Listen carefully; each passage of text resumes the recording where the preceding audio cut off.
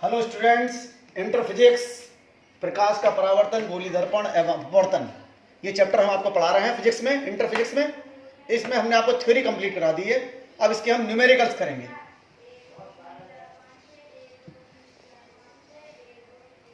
अब question number 1, 15 centimetre focus दूरी वाले एक अवतल दर्पण के सामने दर्पण से 10 सेंटीमीटर की दूरी पर 8 सेंटीमीटर ऊंचाई की वस्तु रखी है। दर्पण द्वारा बने प्रतिबिंब की स्थिति, आकार एवं प्रकृति ज्ञात कीजिए।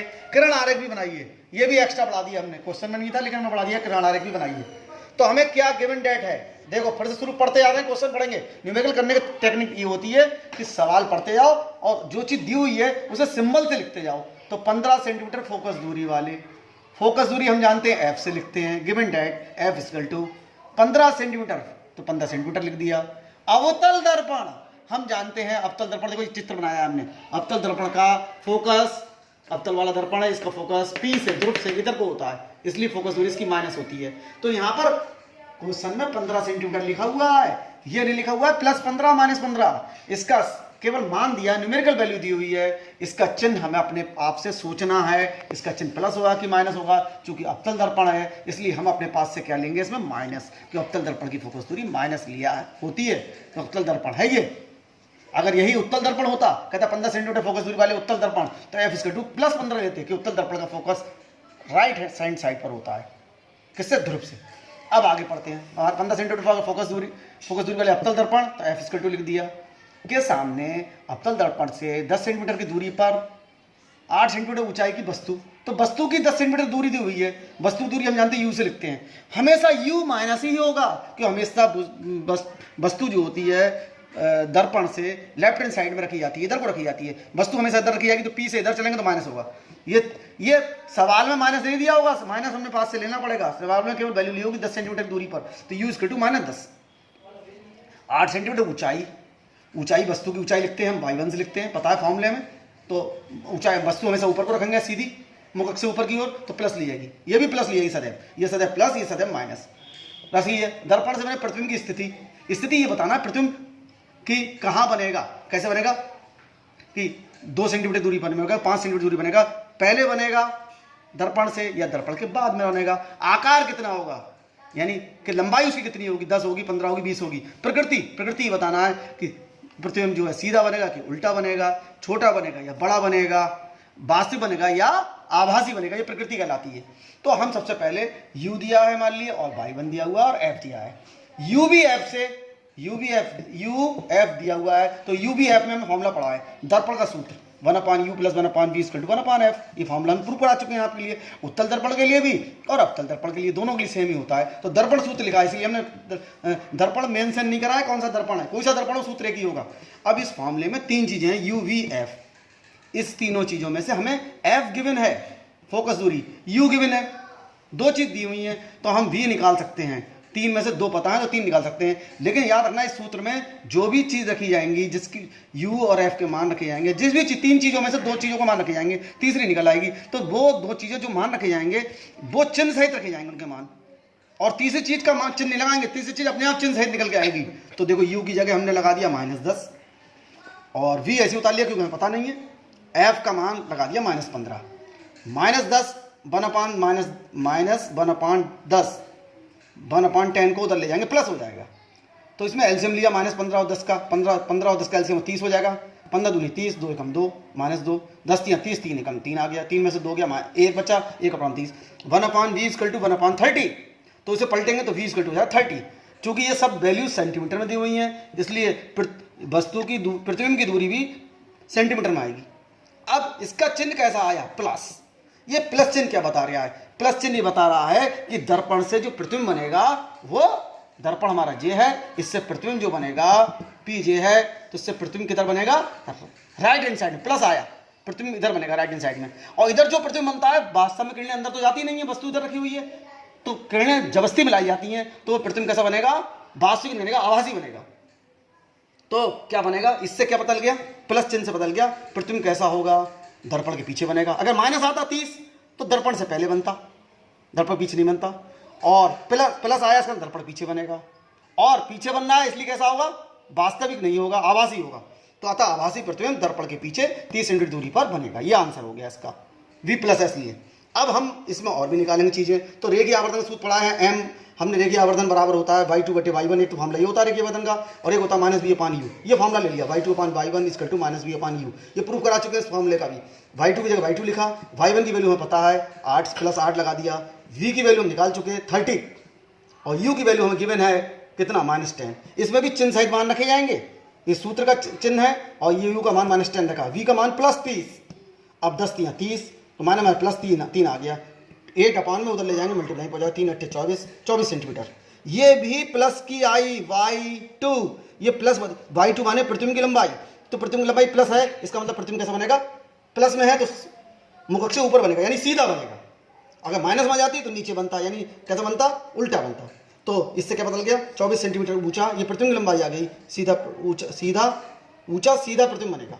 अगर ये माइनस होता तो उल्टा बनता। तो हमारी क्या, ये आंसर दूसरा हो गया।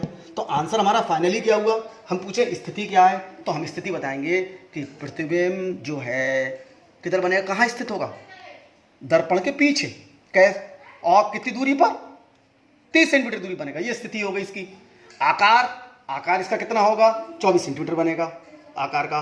प्रकृति कैसा बनेगा ये, एक तो दर्पण के पीछे बनेगा और कैसा बनेगा, आभासी और सीधा बनेगा, आभासी और सीधा बनेगा, ये इसकी प्रकृति हो गई। इसका हमने किरण आरेख बनाया, देखो चित्र को ध्यान दो इधर, ये हमने लिया कौन सा दर्पण, अवतल दर्पण। अवतल दर्पण में हमने इसका P लिया ध्रुव, ये मुखक ली, इसका ये प्रकाशिक केंद्र है, सॉरी इसका वक्रता केंद्र है C, और C और P के बीच में है हमारा इसका फोकस बिंदु।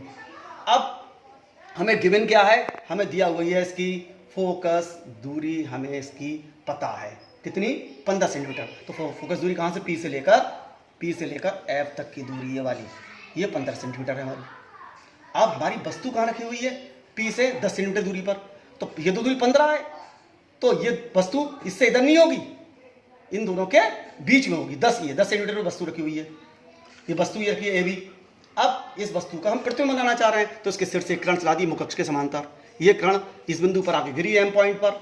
अब यहाँ से क्या होगी, ये कुछ होगी, अवतल दर्पण है, तो अवतल दर्पण से जो मुखक्ष के समांतर चलने वाली किरणें क्या होती हैं, अब परावर्तन के पश्चात फोकस होकर जाती है। तो ये किरण देखो फोकस होकर जा रही है, इधर वापस लौट रही है, ऐसे गई और ऐसे वापस लौट आई। एक किरण चला दी इसके सिर से, और 2 किरणें चलानी पड़ती कम से कम, सिर से A से किसे मिलाया, वक्रता केंद्र की दिशा में, वक्रता केंद्र C और A को मिला दिया, इसी को आगे बढ़ा दिया, तो इस दिशा में किरण जाएगी, वो टकराकर उसी दिशा में वापस लौट आएगी। अब ये दोनों वापस आने वाली किरणें परावर्तित होकर आ रही हैं, इनके आगे बढ़ा रहे हैं, तो इनके बीच की दूरी बढ़ती आ रही है, बीच की दूरी बढ़ रही है। देखो दूरी पहले यहाँ कम है, और बढ़ गई, तो अब इन्हें पीछे बढ़ाएंगे दूरी घटेगी, तो ये दोनों किरणें जहाँ मिलेंगी, तो इन्हें यहाँ से डट से इसी दिशा में, जिस दिशा में आगे निकल रही है उस दिशा में पीछे बढ़ा दिया, तो मिल गई यहाँ के I पर, तो I से लंब गिरा दिया, तो ये I डैश इसका प्रतिबिंब बन गया। तो चूंकि किरणें मिलानी पड़ी हैं, मिली नहीं है वास्तव में, तो ये बन गया आभासी प्रतिबिंब। तो ये आभासी प्रतिबिंब कहाँ बना, दर्पण के पीछे बना। यही तो बता रहे हैं इसकी स्थिति, दर्पण के पीछे बनेगा, और कैसा बनेगा, आभासी किरणें वास्तव में नहीं मिल रही हैं, और सीधा बना।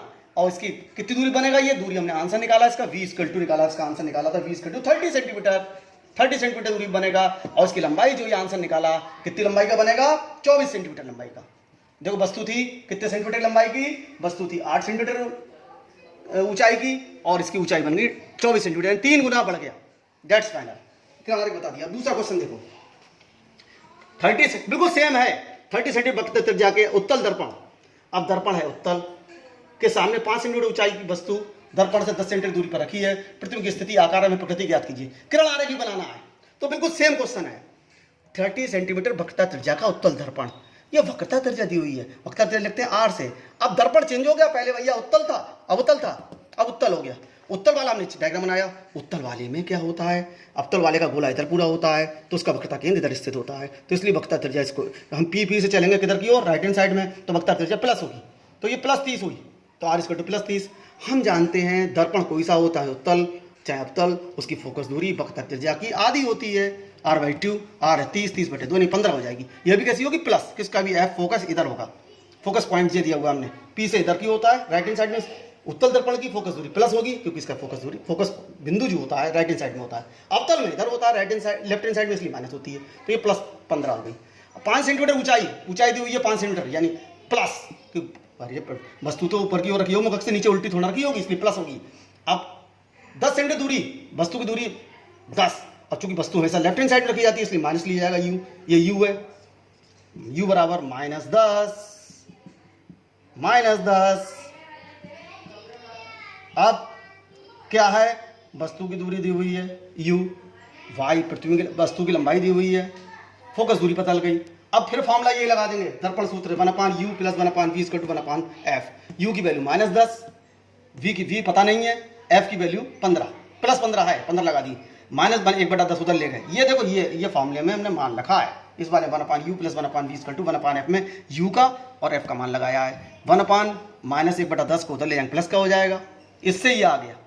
अब इसका एलसीएम लिया 30, तो 10 दूनी 15 दूनी 30, 2 एकम 2, 10 3 30, 3 आ गया, 3 2 5 आ गया, 5/10 30, 5 छक्का 30, 1/6 आ गया, 1/v बराबर 1/6, तो v बराबर लौट जाएगा 6 सेंटीमीटर। ये भी प्लस का आया, इसका मतलब प्रतिबिंब कितना बनेगा, ध्रुव से राइट हैंड साइड यानी दर्पण के पीछे बनेगा।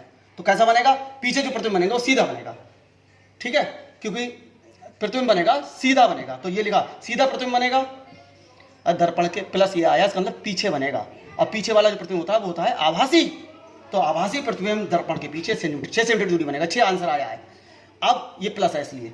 अब देखिए आवर्तन का सूत्र फिर लगा दिया हमने, y2/y1 = -v/u। इसमें y2 की वैल्यू हमें पता नहीं है, y2 ऐसे लिख लिया, y1 वैल्यू देखो चिन्ह सहित, इस वाले सूत्र में भी और इस वाले सूत्र में भी चिन्ह सहित मान रखे जाएंगे। y1 का मान हमें पता है +5 और v का मान हमारा निकाल दिया हम 6, और ये सूत्र का माइनस है, और u का मान -10, ये लगा दिया, माने प्लस हो जाएगा, और 5 अपान वाला गुणा पहुंच जाएगा, 5 दूनी 10 और 2 2 3 6, 3 एकम 3 सेंटीमीटर ये आ गई हमारी, क्या ये प्लस की आई।